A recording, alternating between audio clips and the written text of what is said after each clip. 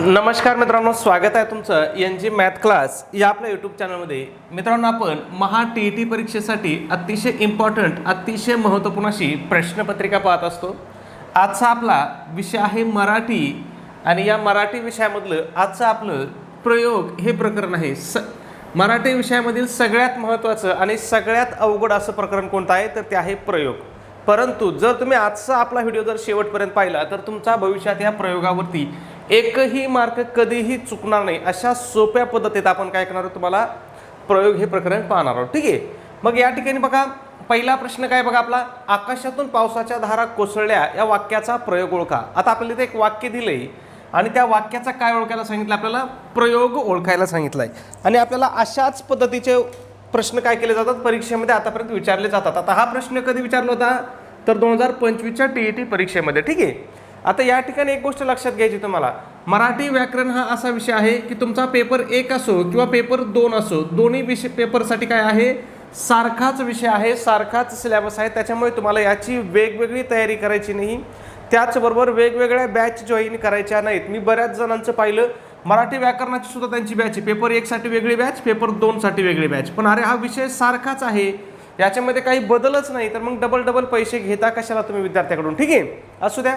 मग या ठिकाणी बघा, आपल्याला इथं प्रयोग विचारलाय, आकाशातून पावसाच्या धारा कोसळल्या. ठीक आहे. मग आता या ठिकाणी बघा, जेव्हा आपल्याला असा प्रश्न विचारला जाईल, प्रयोग ओळखायचा असेल, त्यावेळेस आपल्याला सगळ्यात आधी काय बघावं लागतं, वाक्यामध्ये क्रियापद काय येते. ठीक आहे.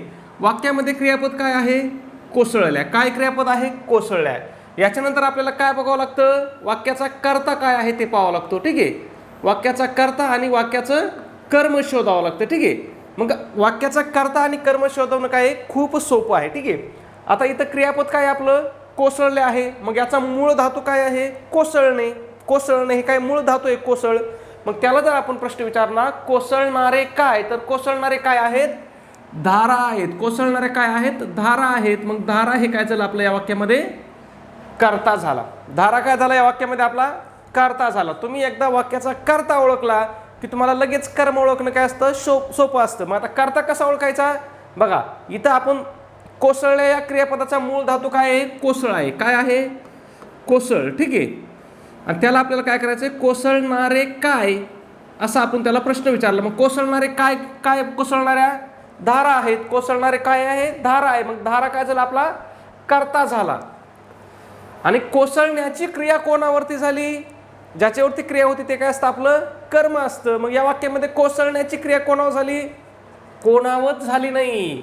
कर्त्याची क्रिया काय झाली, कर्त्यापाशीच थांबली. म्हणजे या वाक्यामध्ये कर्म नाही, या वाक्यामध्ये कर्म नाही. ठीक आहे. या वाक्यामध्ये बघा कर्म नाही. मग आता खाली पर्याय बघू आपण, आपल्याला कर्ता मिळाला, धारा कर्ता आहे. पर्याय बघू बघा, काय पहिलं पर्याय, सकर्मक कर्तरी. दुसरा पर्याय काय आहे, अकर्मक कर्तरी. आता बघा, सकर्मक कर्तरी आहे पण वाक्यामध्ये कर्म आहे का, कर्म नाही. पहिला पर्याय कट झाला.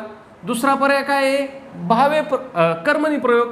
कर्मणी प्रयोगाला सुद्धा काय, वाक्यात कर्म असल्याशिवाय कर्मणी प्रयोग होत नाही. दुसरा प्रयोग ऑप्शन सुद्धा काय झाला, कट झाला. इथं काय दिलंय, अकर्मक कर्तरी आणि अकर्मक भावे. आता या ठिकाणी एकतर काय असेल, अकर्मक कर्तरी प्रयोग असेल किंवा अकर्मक भावे प्रयोग असेल. मग आता तुम्हाला कर्तरी प्रयोग जर ओळखायचा असेल तर तुम्हाला सगळ्यात सोपी खूण सांगतो. कर्तरी प्रयोगामध्ये आणि भावे प्रयोगामध्ये फरक असतो. याच्यामध्ये कर्त्याला प्रत्यय नसतो. कर्तरी प्रयोगामध्ये कर्त्याला प्रत्यय नसतो आणि भावे प्रयोगामध्ये कर्त्याला आणि कर्माला दोघांनाही काय असतो, प्रत्यय असतो. मग आता इथं आपलं क्रियापद कर्ता कोणता आहे, धारा आहे. धाराला प्रत्यय आहे का, नाही. मग आपलं उत्तर आहे अकर्मक कर्तरी. एवढं सोपं आहे हे. तुम्हाला असं लिंग वचन बदलीत बसायची गरज नाही. बदलिलं तरी त्याने उत्तर येतं, 100% येतं, पण ते कसं आहे, वेळ जातो थोडा बदलायला. ठीक आहे. मग तुम्हाला फक्त काय करायचं आहे, प्रत्यय बघायचा आहे. आधी वाक्याचा कर्ता बघायचा, कर्म बघायचं, कर्त्याला प्रत्यय आहे का कसा बघायचा, कर्माला प्रत्यय आहे का कसा बघायचा. पण कधी कर्म वाक्यामध्ये असेल तर, आता इथं आपल्याला वाक्यामध्ये कर्म दिलेलंच नव्हतं. ठीक आहे. म्हणून हा कोणता प्रयोग आहे, अकर्मक कर्तरी प्रयोग आहे. आता मग कर्तरी प्रयोगाची व्याख्या काय, एकदा लक्षात ठेवा. प्रयोगाच्या व्याख्या तुम्हाला सगळ्या लक्षात ठेवायच्या, त्याच्यावरती तुम्हाला वारंवार प्रश्न विचारलेले आहेत. मग जेव्हा क्रियापद हे कर्त्याच्या लिंग वचन किंवा पुरुषानुसार बदलते तेव्हा तो कर्तरी प्रयोग असतो. म्हणजे कर्तरी प्रयोगामध्ये काय होतं, क्रियापदाचं रूप हे काय होतं, कर्त्याच्या लिंग आणि वचनानुसार काय होतं, बदलतं. ठीक आहे, म्हणजे इथं कोणता शब्द महत्वाचा असतो, तर कर्ता या वाक्यामध्ये महत्वाचा असतो. ठीक आहे, कर्तरी प्रयोगाचे दोन प्रकार आहेत. कोणकोणते दोन प्रकार आहेत, सकर्मक कर्तरी आणि अकर्मक कर्तरी. म्हणजे पर्याय याच्यामध्ये काही वेगळं नाही, फक्त वाक्यामध्ये जर कर्म असेल तर तो असतो सकर्मक कर्तरी. ठीक आहे, जेव्हा वाक्यामध्ये कर्म असेल तेव्हा असतो सकर्मक कर्तरी आणि कर्म नसेल तर काय असतो, अकर्मक कर्तरी. ठीक आहे, कर्म असेल सकर्मक कर्तरी, कर्म नसेल अकर्मक कर्तरी, एवढाच फरक आहे. बाकी यांच्यामध्ये काहीही फरक नाही. संपला. याच्यानंतर तुम्हाला कर्तरी प्रयोगावरती वेगळा प्रश्न विचारला जात नाही, एवढाच कर्तरी प्रयोग आहे. ठीक आहे, पुढचा प्रश्न पाहू आपण. प्रश्न क्रमांक बघा 2. वाक्यातील क्रियापद जेव्हा कर्माप्रमाणे बदलते तेव्हा कोणता प्रयोग होतो. आता काय सांगितलंय, वाक्यातील क्रियापद कशानुसार बदलतं, कर्माप्रमाणे. मागच्या प्रश्नामध्ये कशानुसार बदलत होतं, कर्त्याप्रमाणे. मग जर कर्त्याप्रमाणे बदललं तर कोणता प्रयोग होतो, कर्तरी प्रयोग होतो. आणि मग जर कर्माप्रमाणे बदललं तर कोणता प्रयोग होईल, या ठिकाणी कर्मणी प्रयोग होईल. कोणता होईल, कर्मणी. मग लक्षात ठेवायचे, कर्तरी प्रयोगामध्ये काय होतं, क्रियापद कर्त्याप्रमाणे बदलतं. कर्मणी प्रयोगामध्ये क्रियापद हे कर्माप्रमाणे बदलतं. बघा, कर्तरी प्रयोगामध्ये कशानुसार बदलतं, कर्त्यानुसार बदलतं. कर्मणी प्रयोगामध्ये कशानुसार बदलतं, कर्मानुसार बदलतं. आणि भावे प्रयोगामध्ये काय होतं, हे क्रियापद कर्ता किंवा कर्म या दोघांच्याही लिंग वचनाप्रमाणे बदलत नाही. बघा, भावे प्रयोगामध्ये क्रियापद बदलत नाही, मग कर्त्यानी बदलत नाही आणि कर्मानी बदलत नाही, त्याला काय म्हणतो आपण, भावे प्रयोग म्हणतो. कर्तरी प्रयोगामध्ये बघा नावातच आहे, कर्तरी म्हणजेच काय, कर्तरी म्हणजे काय बघा, कर्ता आहे. ठीक आहे, कर्मणीमध्ये बघा पहिलं अक्षर कोणतं आहे, कर्म आहे. ठीक आहे, मग याच्यातूनच लक्षात ठेवायचं, कर्तरी असलं तर क्रियापद कशानुसार बदलतं, कर्त्यानुसार. कर्मणी प्रयोग असेल तर क्रियापद कशानुसार बदलतं, कर्मानुसार. आणि जर दोघांनुसारही बदलत नसेल तर तो कोणता प्रयोग असतो, भावे प्रयोग असतो. बेसिक माहिती आहे, लक्षात ठेवा. ठीक आहे, आणि ही जेवढी बेसिक आहे ना तेवढीच इम्पॉर्टंट आहे. परीक्षेत याच्यावरती आपल्याला भरपूर सारे प्रश्न विचारलेले आहेत. ठीक आहे, पुढच्या प्रश्नाकडे जाऊ. त्याच्या अगोदर एक छोटीशी पण अतिशय महत्त्वाची अशी सूचना आहे मित्रांनो. आपण महा TET परीक्षेसाठी अतिशय इम्पॉर्टंट, अतिशय महत्त्वपूर्ण अशी टेस्ट सिरीज या ठिकाणी सुरू केलेली आहे. मग आपल्या टेस्ट सिरीजचं वैशिष्ट्य काय असणार, तर ह्या ठिकाणी तुमच्या TETच्या संपूर्ण अभ्यासक्रमावर आधारित अशी आपली ही टेस्ट सिरीज असणार आहे.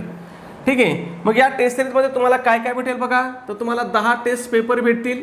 त्याचबरोबर तुम्हाला आतापर्यंत झालेल्या TETच्या सर्व प्रश्नपत्रिका तुम्हाला या ठिकाणी भेटतील. आणि या सर्व प्रश्नपत्रिका कशा भेटतील तुम्हाला, उत्तरासहित, म्हणजे उत्तर सूची सहित तुम्हाला सर्व प्रश्नपत्रिका या ठिकाणी दिल्या जातील. कुठपासूनच्या कुठपर्यंत, आतापर्यंत जेवढ्या काही TETच्या प्रश्नपत्रिका झाल्यात, मग त्या तुमच्या पेपर 1 असो किंवा पेपर 2 असो, दोन्ही पेपरच्या प्रश्नपत्रिका तुम्हाला या ठिकाणी काय केल्या जातील, पाठवून दिल्या जातील. ठीक आहे, त्याचबरोबर आपण काय करतो, तुम्हाला फ्रीमध्येच अतिशय IMP अशा नोट्स सुद्धा देतो. मग यामध्ये मराठी विषय असेल, हिंदी असेल, गणित बुद्धिमत्ता असेल, इतिहास असेल, भूगोल असेल आणि मानसशास्त्र विषय असेल, ह्याच्या सुद्धा काय आहेत, सगळ्या विषयाच्या अतिशय इम्पॉर्टंट, अतिशय महत्त्वपूर्ण अशा नोट्स आहेत. त्याचबरोबर आपण तुम्हाला माहिती आहे, महा TET परीक्षेमध्ये इयत्ता 4थी ते 8वीचे जे काही शालेय पुस्तकं आहेत याच्यावरती आपल्याला भरपूर सारे प्रश्न आपल्याला या ठिकाणी विचारले जातात. मग ह्या सगळ्या विषयांच्या सुद्धा इयत्ता 4थी असेल, इयत्ता 5वी असेल, इयत्ता 6वी असेल, इयत्ता 7वी असेल आणि इयत्ता 8वी असेल, ह्या सगळ्या विषयांच्या तुम्हाला अतिशय इम्पॉर्टंट अशा नोट्स सुद्धा तुम्हाला या ठिकाणी दिल्या जातील. मग त्यामध्ये इतिहास असेल, भूगोल असेल, राज्यशास्त्र असेल, विज्ञान असेल, ह्या सगळ्या विषयाच्या अतिशय इम्पॉर्टंट अशा नोट्स तुम्हाला या ठिकाणी प्रोव्हाइड केल्या जातील किंवा पाठवल्या जातील. मग तुम्ही फक्त परीक्षेमध्ये जर एवढ्याचाच जर अभ्यास केला ना तरी तुम्ही परीक्षेमध्ये 100 पेक्षा जास्त मार्क काय या ठिकाणी अगदी सहज घेऊ शकता. ठीक आहे, मग ह्या सगळ्या मटेरियलची किंमत किती आहे मित्रांनो, तर फक्त 200 रुपये आहे. त्याच्यामध्ये सुद्धा विद्यार्थ्याच्या मागणीस्तव आपली ऑफर चालू आहे. मग जर तुम्ही ऑफरनुसार जर आज आपली टेस्ट सिरीज घेतली तर ती तुम्हाला फक्त आणि फक्त काय होणार आहे, 139 रुपयाला तुम्हाला ही टेस्ट सिरीज पडणार आहे. मग हे 139 रुपये तुम्हाला कुठं पाठवायचे आहेत, तर तुमच्याकडे गुगल पे आहे, फोनपे आहे. मग त्या ठिकाणी गुगल पे, फोनपेला आपला नंबर आहे 96 89 14 16 30. पुन्हा एकदा सांगतो, 96 89 14 16 30 हा आपला गुगल पे, फोनपेचा नंबर आहे. तुम्हाला या नंबरवरती काय करायचं, 139 रुपये पाठवायचे आहेत. आणि जर नंबरवरती पैसे पाठवण्यास काही अडचण असेल तर तुम्हाला जर मला व्हॉट्सॲपला मेसेज केला तर तुम्हाला त्या ठिकाणी स्कॅनरसुद्धा पाठवून दिलं जाईल. स्कॅनरवरती पैसे पाठवणं काय असतंय, सोपं असतंय, सुरक्षित असतंय आणि आपले पैसे चुकून दुसऱ्या व्यक्तीला जाण्याचा धोका त्या ठिकाणी राहत नाही. मग तुम्ही जर मला व्हॉट्सअपला एक मेसेज केला की सर आम्हाला स्कॅनर पाठवा, तर तुम्हाला त्या ठिकाणी स्कॅनरसुद्धा आपण काय करू, व्हॉट्सअपला पाठवून देऊ. ठीक आहे. मग हे जे तुम्ही पैसे पाठवता 139 रुपये, ते पैसे पाठवल्यानंतर तुम्हाला काय करायचं आहे, त्याचा एक स्क्रीनशॉट काढायचा आहे आणि हा स्क्रीनशॉट काढल्यानंतर तो मला व्हॉट्सॲपला टाकायचा आहे. आणि मला व्हॉट्सॲपला तुम्ही स्क्रीनशॉट पाठवला की तुम्हाला 5 मिनिटाच्या आतमध्ये काय केलं जातील, तुम्हाला या ठिकाणी संपूर्ण स्टडी मटेरियल या ठिकाणी PDF स्वरूपामध्ये तुम्हाला व्हॉट्सॲपवरतीच पाठवून दिलं जाईल. ठीक आहे. आता या ठिकाणी एक गोष्ट लक्षात घ्या, बरेच जण काय करतात, पैसे टाकले की लगेच फोन करतात. मग पैसे टाकले तर काय करा, फक्त एक 2 मिनटं वाट पहा. 2 मिनटात जर तुम्हाला आलं नाही तर तुम्ही 100% फोन करा. पण प्लीज 2 मिनटं काय करा, स्क्रीनशॉट मला टाकल्याच्या नंतर 2 मिनटं नक्की वाट पहा. कारण मला ते पाठवायलाच तुम्हाला 30-40 सेकंद लागतात. तोपर्यंत लगेच तुमचा फोन आलेला असतो. मग मी तुम्हाला फोन घ्यायचा की तुम्हाला पाठवायचं, म्हणजे काय होतं, गडबड होतं त्याच्यामुळे आणि मग गोंधळ पण होतो. ठीक आहे. त्याच्यामुळे काय करा, प्लीज एक 2 मिनटं फक्त स्क्रीनशॉट टाकल्यावर शांत राहा. जर 2 मिनटात पैसे तुम्हाला प्रश्नपत्रिका नाही आल्या तर तुम्ही 100% कॉल करा. ठीक आहे. पुढच्या प्रश्नाकडे जाऊ. प्रश्न क्रमांक 3 आहे, पुढीलपैकी अकर्मक कर्तरी प्रयोगाचे वाक्य कोणते. बघा आता काय सांगितलंय, पुढीलपैकी अकर्मक कर्तरी प्रयोगाचं वाक्य ओळखायला सांगितलंय. ठीक आहे. कधी विचारला होता, 2024ला. बघा 2025चा प्रश्नही आपल्याला काय होता, अकर्मक कर्तरी प्रयोगावरतीच होता. आणि आताचा प्रश्न 25ला पण काय होता, अकर्मक कर्तरीवरतीच होता. मग लक्षात ठेवा, इथं वाक्य आपल्याला किती दिलेत, 4 वाक्य दिलेत. काय सांगितलंय, अकर्मक कर्तरी, म्हणजे या वाक्यामध्ये कर्म नसणारे. सगळ्यात महत्वाचं काय, या वाक्यामध्ये कर्म नसणारे. ठीक आहे. कर्म नसणार आहे या वाक्यामध्ये. मग बघूया, डोंगरावर हिरवेगार गवत उगवले होते. आता या ठिकाणी आपल्याला आधी कोण शोधावा लागतो, कर्ता. मग ठीक आहे. मग इथं जर उगवले होते या क्रियापदाचा जो मूळ धातू आहे उगव, याला जर आपण प्रश्न विचारला, उगवणारे काय, तर उगवणारे काय आहे, उगवणारे गवत आहे. मग गवत काय झाला, या वाक्याचा कर्ता झाला. बऱ्याच वेळेस तुम्हाला असं वाक्य दिलं जातं, कर्ता ओळखायला सुद्धा सांगितलं असतो. डोंगरावर हिरवेगार गवत उगवले होते आणि कर्ता ओळखा. बरेच जण कर्ता इथंच लिहितात, त्यांना माहिती आहे वाक्याच्या सुरुवातीला कर्ता येतो म्हणून. मग हे काय होतं, चुकतं. हे डोंगरावरती आणि हे हिरवेगार काय आहेत, हे दोन्ही शब्द विशेषण आहेत. काय आहेत, विशेषण आहेत. ठीक आहे. ते काय करतात, ह्या गवताबद्दल विशेष माहिती सांगतात. ठीक आहे. ह्या गवताबद्दल ते आलेले आहेत. मग कर्ता कोण आहे याच्यामध्ये, गवत आहे. कर्म कोण आहे, उगवणारे कोण आहे, किंवा उगवण्याची क्रिया कोणावर घडती, गवतावरतीच घडती. म्हणजे याच्यामध्ये कर्म आहे का, तर या वाक्यामध्ये कर्म नाही. मग कर्म नसणारं वाक्य हेच आहे. मग आता बघूया, आपली एक अट बसली, कर्म नसणारं वाक्य. मग आता ते प्रयोगाचं उदाहरण आहे की नाही ते बघूया. तुम्हाला मी काय सांगितलं होतं, कर्तरी प्रयोगामध्ये कर्त्याला प्रत्यय नसतो. काय, कर्त्याला प्रत्यय नसतो. कर्त्याला जर प्रत्यय नसला तर ते डोळे झाकून ते उदाहरण काय असतं, कर्तरी प्रयोगाचं असतं. मग बघा, कर्म नाही, कर्ता गवत आहे, गवताला प्रत्यय आहे का, गवताला प्रत्यय नाही. मग हेच आपलं उत्तर काय आहे, अकर्मक कर्तरी प्रयोगाचं हे आपलं उदाहरण आहे. ठीक आहे. लक्षात येत आहे, खूप सोपं आहे. तुम्हाला बघा पुन्हा एकदा सांगतो मी. बघा, जर कर्त्याला प्रत्यय नसेल तर डोळे झाकून तुम्ही काय करायचं, तो कर्तरी प्रयोग आहे असं समजायचं. डोळे झाकून, जर कर्त्याला प्रत्यय नसेल तर. इथं कर्ता कोणता आहे, गवत आहे. गवताला प्रत्यय आहे का, नाही. मग तुम्हाला पुढचे पर्याय बघून टाइम वेस्ट करण्याची सुद्धा गरज नाही. ठीक आहे. आता या ठिकाणी तुम्हाला बाकीचे पर्याय सांगतो. बघा, तुम्ही म्हणता सर आम्हाला बाकीचं का नाही सांगितलं, हे कोण प्रश्न विचारू शकतात की नाही आपल्याला. जसं की समजा आता बघा, हाच प्रश्न देतील आणि इथं काय विचारतील आपल्याला. ठीक आहे, थोडंसं वरती घेतो म्हणजे आपल्याला खाली जागा राहील. इथंच काय विचारतील आपल्याला, अकर्मक कर्तरी प्रयोगाऐवजी आपल्याला काय सांगतील, बाबा कर्मणी प्रयोग ओळखा. काय म्हणतील, कर्मणी प्रयोग ओळखा. हेच प्रश्न, हेच उदाहरण सगळं आहे असा प्रश्न देतील. फक्त अकर्मक खोडतील आणि त्याच्या जागेवर कर्मणी टाकतील. ठीक आहे. फक्त इथं कर्मणी टाकला की विषय संपला. मग कर्मणी प्रयोग आपल्याला कसा ओळखायचा तुम्हाला सांगतो मी. तुम्हाला मी एकदा काय करतो, तिन्ही प्रयोग कसे ओळखायचे हे सांगतो आणि मग आपण प्रयोग ओळखून बघू. बघा, पहिलं मी तुम्हाला आता सांगितलंय, कर्त्याला जर प्रत्यय नसला तर तो कोणता असतो, कर्तरी प्रयोग असतो. ठीक आहे. आता कर्मणी प्रयोग बघा, कर्मणी प्रयोगामध्ये काय आहे, कर्त्याला प्रत्यय आहे आणि कर्माला प्रत्यय नाही. बघा, कर्त्याला प्रत्यय असेल, कर्माला प्रत्यय नसेल तर तो काय होतो, कर्मणी प्रयोग होतो. आणि एक महत्वाचं, कर्मणी प्रयोगामध्ये वाक्यामध्ये कर्म असतेच.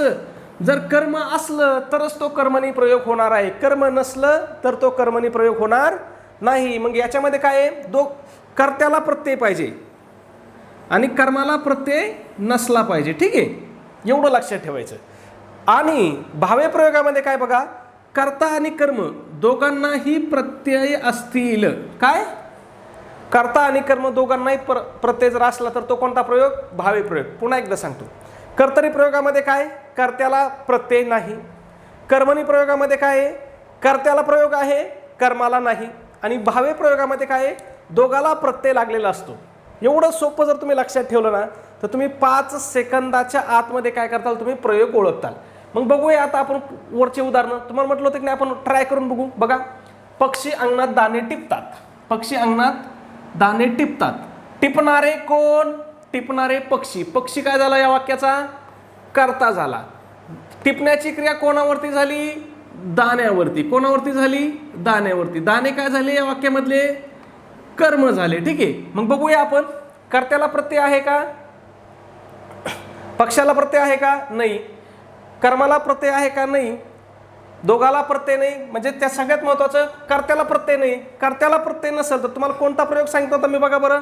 जर कर्त्याला प्रत्यय नसेल तर डोळे झाकून आपल्याला कोणता प्रयोग लिहायचा आहे, कर्तरी प्रयोग लिहायचा आहे. पण आता कर्तरीमध्ये 2 प्रकार आहेत, अकर्म कर्तरी आणि सकर्म कर्तरी. मग इथं कर्म आहे म्हटलं, हा कोणता प्रयोग होईल, सकर्म कर्तरी. ठीक आहे, सकर्म कर्तरी प्रयोग होईल. ठीक आहे, पुढचा बघू आपण, खालचा पर्याय क्रमांक 3. श्रावणीने नवीन पैठणी आणली. क्रियापद कोणतं आहे, आणली. मग आणणारी कोण, आणणारी कोण आहे, श्रावणी. श्रावणी काय झाली, वाक्याचा कर्ता झाली. आणण्याची क्रिया कोणावर घडली, पैठणी. पैठणी काय झालं, वाक्याचं कर्म झालं. मग आता कर्त्याला प्रत्यय आहे का याच्यात, श्रावणी ने हा प्रत्यय लागलेला आहे. कर्त्याला प्रत्यय असेल तर कोणतं उत्तर लिहायचं आपल्याला, बघा, कर्त्याला प्रत्यय असेल तर आपल्याला कोणता प्रयोग लिहायचा आहे, कर्मणी प्रयोग. मग या वाक्यामध्ये कोणता प्रयोग आहे, कर्मणी प्रयोग. कोणता प्रयोग आहे, कर्मणी प्रयोग. कशावरून कळाला आपल्याला, डायरेक्ट कर्त्याला प्रत्यय लागला याच्यावरून कळालं. ठीक आहे, तिसरं वाक्य, चौथं वाक्य बघू. ताईने अंगणात पाना फुलांची रांगोळी काढली. काढणारी कोण, ताई. काढणारी कोण आहे, ताई. मग वाक्याचा कर्ता कोण झाली, ताई वाक्याचा कर्ता झाली. काढण्याची क्रिया कोणावर झाली, रांगोळीवरती. मग रांगोळी काय झाली, वाक्याचं कर्म झाली. मग आता याच्यामध्ये कोणाला प्रत्यय लागलाय, ताईने. बघा, ताईला प्रत्यय लागलाय की नाही. मग कर्त्याला प्रत्यय लागलाय म्हटलं, हे सुद्धा कोणतं वाक्य आहे, कर्मणी प्रयोगाचंच वाक्य आहे. ठीक आहे, लक्षात आलं. हे 2 वाक्य कर्मणी प्रयोगाचे आहेत आणि हे वाक्य काय आहे, कर्तरी प्रयोगाचं आहे. हे आपल्याला कशावरून कळालं, प्रत्ययावरूनच कळालं. ठीक आहे, थोडा तुमचा जास्त वेळ गेला असेल याच्यामध्ये, पण आपली कन्सेप्ट ही पूर्णपणे क्लिअर झालेली. ठीक आहे, आणि एकदा तुमची कन्सेप्ट क्लिअर झाली, एकदा तुमची संकल्पना क्लिअर झाली तर तुम्ही सहज प्रश्न सोडवू शकता. पुढचा प्रश्न बघा, कोणत्या प्रयोग प्रकारात कर्म प्रथमांत असते आणि कर्ता प्रथमांत कधीच नसतो. बघा, प्रश्न काय विचारलाय, कोणत्या प्रयोगात कर्म प्रथमांत असते आणि कर्ता प्रथमांत कधीच नसतो. मग मी तुम्हाला इथंच सांगितलं आता. बघा बघा, कर्त्याला काय असतोय, प्रत्यय असतो आणि कर्माला काय असतंय, प्रत्यय नसते. प्रत्यय नसणे म्हणजेच कोणत्याही व्यक्ती असती, प्रत्यय नसलेली व्यक्ती कोणती असती, प्रथमा असती. मग बघा, तिथं तेच विचारलं आपल्याला, कर्म काय असतंय, प्रथमामध्ये असतंय, म्हणजे त्याला प्रत्यय नसतोय. आणि कर्ता प्रथमांत कधीच नसतो, म्हणजे कर्त्याला काय असतोय, प्रत्यय असतोय. मग कोणत्या कर्मामध्ये कर्त्याला प्रत्यय असतो, तर तो असतो कर्मणी प्रयोगामध्ये. कर्मणी प्रयोगामध्ये काय असतो, नेहमी कर्त्याला प्रत्यय असतो आणि कर्माला प्रत्यय नसतो. ठीक आहे, पुढचा प्रश्न बघा, प्रश्न क्रमांक 5. सूर्य उगवला हे कोणत्या प्रयोगाचे उदाहरण आहे. ठीक आहे, आता काय विचारलं आपल्याला, सूर्य उगवला हे कोणत्या प्रयोगाचं उदाहरण असं सांगितलंय. पहिलं तुम्हाला मी काय सांगितलं, वाक्याचं क्रियापद बघायचं. कोणतं क्रियापद आहे, उगवलं हे क्रियापद आहे. उगवणारा कोण आहे, उगवणारा सूर्य आहे. सूर्य काय झाला, वाक्याचा कर्ता झाला. सूर्य काय झाला, वाक्याचा कर्ता झाला. कर्त्याला प्रत्यय आहे का, कर्त्याला प्रत्यय नाही. मग कर्त्याला प्रत्यय जर नसला तर तो कोणता प्रयोग असतो, तर तो कर्तरी प्रयोग असतो. कोणता प्रयोग असतो, कर्तरी प्रयोग असतो. ठीक आहे, पण आता कर्तरी प्रयोगामध्ये सुद्धा काय आहेत, आपल्याला दोन्ही ऑप्शन आहेत. बघा, इथं दिलंय सकर्मक कर्तरी आणि इथं काय दिलंय, अकर्मक कर्तरी. मग वाक्यात कर्म आहे का? वाक्यात तर दोनच शब्द आहेत, म्हणजे वाक्यात कर्म नाही. मग वाक्यात कर्म नसेल तर हा कोणता प्रयोग झाला? अकर्मक कर्तरी प्रयोग झाला. लक्षात येतंय? खूप सोपं आहे मित्रांनो. ठीक आहे. पुढे बघा 6 नंबर. क्रियापदाचे रूप नेहमी तृतीय पुरुषी नपुसकलिंगी एकवचनी व स्वतंत्र असणारा प्रयोग कोणता? मग क्रियापदाचे रूप नेहमी तृतीय पुरुषी नपुसकलिंगी आणि एकवचनी असणारा प्रयोग कोणता आहे? तर तो आहे भावे प्रयोग. कोणता प्रयोग आहे? भावे प्रयोग. लक्षातच ठेवायचं, भावे प्रयोगामध्ये क्रियापद नेहमी काय असतं? तृतीय पुरुषी नपुसकलिंगी आणि एकवचनी असतं. ठीक आहे. पुढच्या प्रश्नाकडे जाऊ आपण. प्रश्न क्रमांक 7 वरती. कोणत्या प्रयोग प्रकारात कर्म प्रथमांत असते आणि कर्ता प्रथमांत कधीच नसतो? बघा, त्याच प्रकारचे प्रश्न काय झाले आपल्याला वारंवार रिपीट झालेत. म्हणून मी तुम्हाला काय सांगतोय, अभ्यास करताना सगळ्यात महत्त्वाचं तुम्हाला काय बघायचं? झालेल्या प्रश्नपत्रिका बघायच्यात. तुम्ही जर झालेल्या सगळ्या प्रश्नपत्रिका नुसते प्रश्न पाहिले ना, तरी तुमचा 90% तरी तुमचा काय आहे? 90% अभ्यासक्रम काय होतं? याच ठिकाणी तुमचा कव्हर होऊन जातो. ठीक आहे. मग कोणत्या प्रयोग प्रकारात कर्म प्रथमांत असते आणि कर्ता प्रथमांत कधीच नसतो? प्रश्न रिपीट झाला का आपल्याकडून टाईप करण्यात? मला वाटतं जशाच तसा प्रश्न रिपीट झालाय. मग कोणता प्रयोग आहे हा? कर्मणी प्रयोग आहे. कारण हा बघा, हा प्रश्न कधी विचारला होता? 2019ला विचारला होता. आणि त्याच्या अगोदरचा आपल्याला प्रश्न कोणता कधी विचारला होता? नाही, हा पण 2019चा आहे. म्हणजे तो एकच प्रश्न आपल्याकडून काय झालाय? डबल टाईप करण्यात आलेला आहे. ठीक आहे, काही हरकत नाही. मला वाटलं तोच प्रश्न परीक्षेत विचारला काय डबल वा. तसं मी तुम्हाला वारंवार सांगत आलोय की कुठलाच प्रश्न जशाच्या तसा परीक्षेमध्ये शक्यतो तर डबल विचारला जात नाही. त्याच्यामध्ये काहीतरी चेंजेस करूनच विचारला जातो. ठीक आहे, म्हणजे थोडाफार काहीतरी बदल केला जातो. वाक्यातील कर्ता कर्म क्रियापद यांच्यातील परस्पर संबंधाला काय म्हणतात? बघा आता, वाक्यातील कर्ता कर्म आणि क्रियापद यांच्यातील परस्पर संबंधालाच काय म्हणतात? प्रयोग म्हणतात. आतापर्यंत आपण तेच पाहत आलो की नाही? क्रियापद ओळखायचं, मग कर्ता शोधायचा, मग कर्म शोधायचं, मग क्रियापद कशाने बदलतं हे पाहायचं, म्हणजे काय म्हणतात? त्याला प्रयोग म्हणतात. मग क्रियाविशेषण कशाला म्हणतात बाबा? विचारू शकतात की नाही? मग क्रियापदाबद्दल अधिकची माहिती सांगणाऱ्या शब्दाला काय म्हणतात? क्रियाविशेषण म्हणतात. ठीक आहे. उदाहरणार्थ, तो हळू चालतो. क्रियापद कोणतं आहे? चालतो आहे. पण कसा चालतोय तो? हळू चालतोय. म्हणजे चालण्याबद्दल काय केली? अधिक माहिती सांगितली त्यांनी. मग हळू काय झालं यामध्ये? हळू हे झालं क्रियाविशेषण. ठीक आहे. पुढचं बघा, 2 नंबर पर्याय आहे अव्यय. भरपूर महत्वाचं आहे अव्यय. मग ज्या शब्दात बघा लिंग, वचन किंवा विभक्तीमुळे बदल होत नाही त्यांना काय म्हणतात? अव्यय म्हणतात. ज्यांच्यामध्ये बदल होत नाही त्यांना अव्यय म्हणतात. मग तुम्हाला प्रश्न पडला पाहिजे, सर ज्यांच्यामध्ये बदल होतो त्यांना काय म्हणतात? तर ज्यांच्यामध्ये बदल होतो त्यांना म्हणतात सव्यय. काय म्हणतात? सव्यय. हे लक्षात ठेवायचं. बदल होणारे काय असतात? सव्यय. बदल न होणारे काय असतात? अव्यय असतात. ठीक आहे. आणि शब्दामध्ये बदल कशामुळे होतो? बघा, 3च गोष्टीमुळे होतो. याच्यावरती सुद्धा प्रश्न विचारायला काय? एक तर लिंग बदलल्यावर, किंवा वचन बदलल्यावर, किंवा विभक्ती बदलल्यावरती. ठीक आहे. त्याच्यानंतर चौथा ऑप्शन होता आपल्याला शब्दसिद्धी. मग शब्दसिद्धी कशाला म्हणतात? तर शब्द कसा तयार झाला याच्या अभ्यासाला काय म्हणतात? शब्दसिद्धी म्हणतात. मग इथं परीक्षेत आपल्याला प्रश्न विचारला जाऊ शकतो की शब्द कसा तयार झाला याच्या अभ्यासाला काय म्हणतात? मग याच्या अभ्यासाला काय म्हणतात? शब्दसिद्धी म्हणतात. ठीक आहे. पुढच्या प्रश्नाकडे जाऊ. 8 नंबर काय विचारलंय? पुढीलपैकी कोणत्या नावाचा प्रयोग असू शकत नाही? काय सांगितलंय? पुढीलपैकी कोणत्या नावाचा प्रयोग असूच शकत नाही, म्हणजे अशा नावाचा प्रयोग नाहीच आहे. मग बघा, अकर्मक कर्तरी. अकर्मक कर्तरी प्रयोग असतो, आपण पाहिलेला आहे. कर्मकर्तरी असतो, आपण पाहिलेला आहे. ठीक आहे. सकर्मक कर्तरी असतो. अकर्मक कर्मणी. आता बघा, कर्मणी प्रयोगामध्ये नेहमी काय असलं पाहिजे? कर्म असलंच पाहिजे. मग कर्म इथं जर अकर्मक कर्मणी म्हणजे कर्म नसेल तर तो कर्मणी प्रयोग होईल का? होत नाही. मग पर्याय क्रमांक 4 हे काय असणार आहे? आपलं योग्य उत्तर असणार आहे. हे लक्षात ठेवायचं. कर्मणी प्रयोगाला नेहमी काय पाहिजे? वाक्यामध्ये कर्म असलंच पाहिजे. ठीक आहे. बघा, अकर्मक कर्तरी. तर एकदा पुन्हा स्पष्टीकरण सांगतो. बघा, जेव्हा वाक्यात कर्म नसते आणि क्रियापद कर्त्यानुसार बदलते त्याला आपण काय म्हणतो? अकर्मक कर्तरी म्हणतो. उदाहरण जर पाहिलं तर तो पडला. सकर्मक कर्तरी काय? जेव्हा वाक्यामध्ये कर्म असते आणि क्रियापद कर्त्यानुसार बदलते त्याला आपण काय म्हणतो? सकर्मक कर्तरी म्हणतो. उदाहरण जर पाहिलं तर राम आंबा खातो. त्याच्यानंतर कर्मकर्तरी कशाला म्हणतो आपण? या कर्मकर्त्यालाच काय म्हटलं जातं बघा? नवीन कर्मणी प्रयोग म्हटलं जातं. हे महत्वाचं आहे. मग यात कर्माला कर्त्याचं स्थान दिलं असतं आणि हे प्रश्न वारंवार परीक्षेत विचारलेले आहेत. मग हा प्रयोग ओळखायचा कसा तुम्हाला सिंपल सांगतो. चोर पोलिसाकडून पकडला गेला, या ठिकाणी कर्माला नेहमी कडून हा प्रत्यय लागलेला असतो. जर कर्माला कडून हा प्रत्यय लागलेला असला की डोळे झाकून उत्तर लिहायचं कर्मकर्तरी प्रयोग किंवा नवीन कर्मणी प्रयोग. ठीक आहे. पुढचा 9 नंबर प्रश्न. तृतीय पुरुषी एकवचनी नपुंसकलिंगी असे स्वतंत्र क्रियापद असणारा प्रयोग कोणता? आता बघा इथं हे प्रश्न बघा 14चा आहे आणि हा प्रश्न कधीचा आहे बघा? कुठे प्रश्न?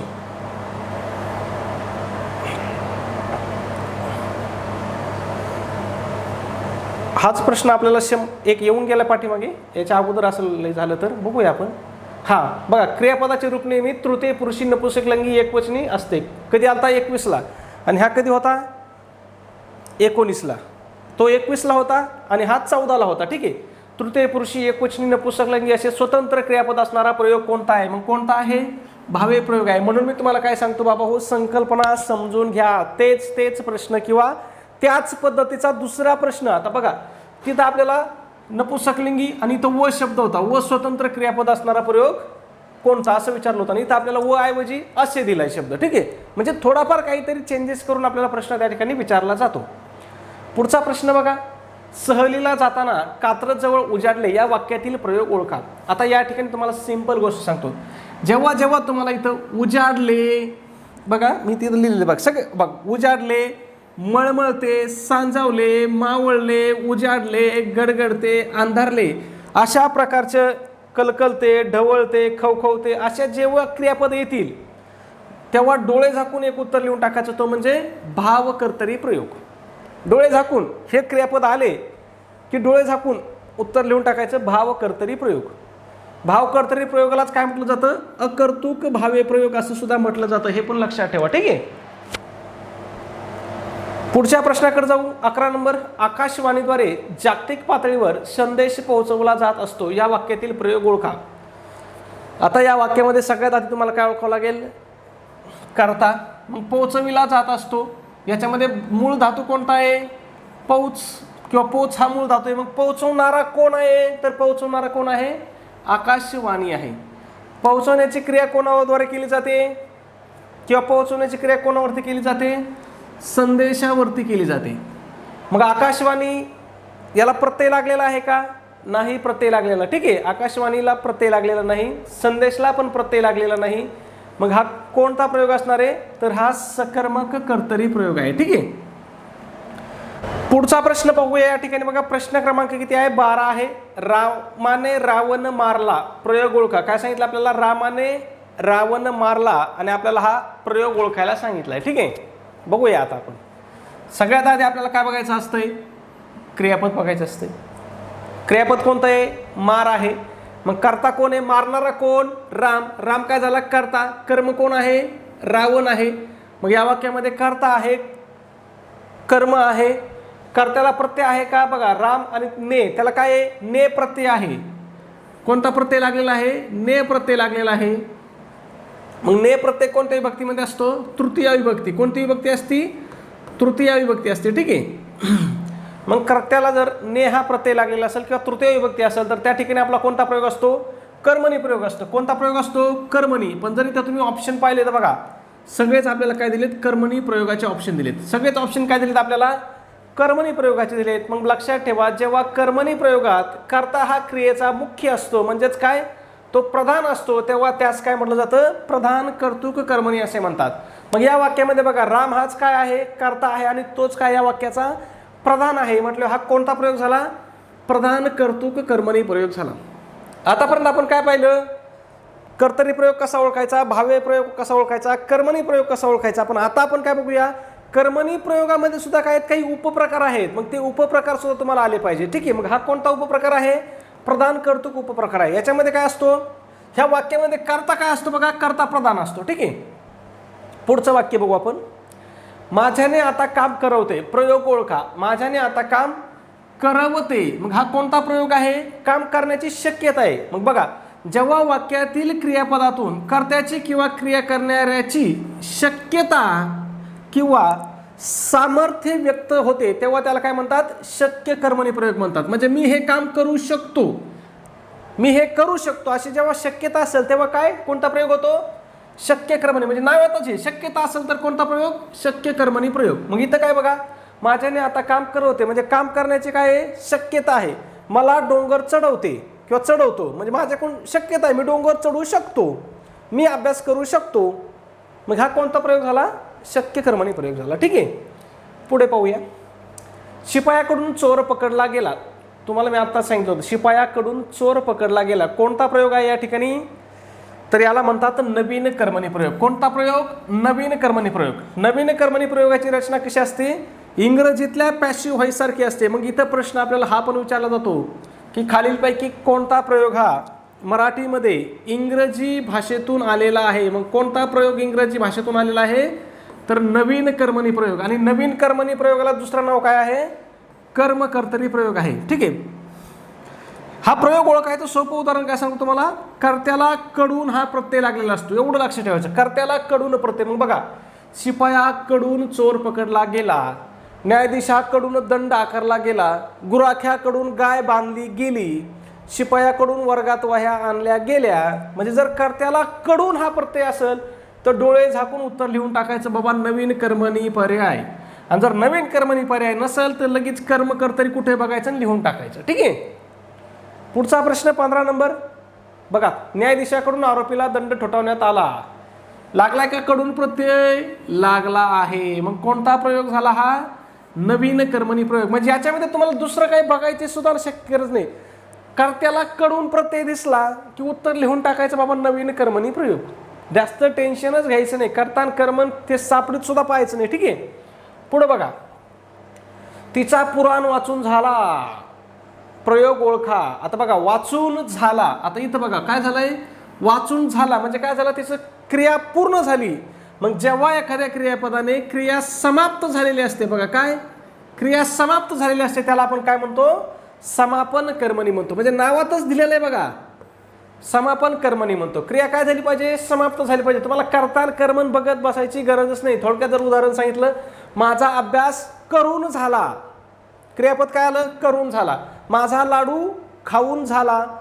त्याच्यानंतर म्हणजे असं क्रिया संपली पाहिजे. आणि हे क्रियापद काय असते, 2 शब्दांनी ही क्रिया पूर्ण होते. ठीक आहे, मग बघा थोडक्यात, वाचून झाला, माझा निबंध वाचून झाला, माझी गोष्ट लिहून झाली पाहिजे. ठीक आहे, माझी गोष्ट लिहून झाली किंवा माझा निबंध लिहून झाला. म्हणजे असं जर क्रियापद असेल तर काय, समापन कर्मणी. म्हणजे ह्या क्रियापदावरून आपल्याला कळतंय की क्रियाचा काय झाली, क्रिया संपलेली आहे, क्रियेत समाप्त झालेली आहे. माझा अभ्यास करून झाला, करून झाला म्हणजेच काय, पूर्ण झालं, संपला. आता माझा अभ्यास करायचा संपला, मग त्याला आपण काय म्हणतो, समापन कर्मणी प्रयोग म्हणतो. पुढे बघा, त्याचा पेरू खाऊन झाला. बघा, त्याचा पेरू खाऊन झाला, क्रिया संपली की नाही, मग समापन कर्मणी प्रयोग. तुम्हाला बाकीचं काही बघत बसायचं नाही. ठीक आहे, पुढे बघा. नळे इंद्रासी असे बोलीजेले. या ठिकाणी तुम्हाला जर अशा जुन्या मराठी काव्यातील ज्यावेळेस ओळी येतील ना, आता हे शक्यतो ज्ञानेश्वरामधल्या ज्ञानेश्वरीतल्या ओळी आहेत किंवा ओळी आहेत.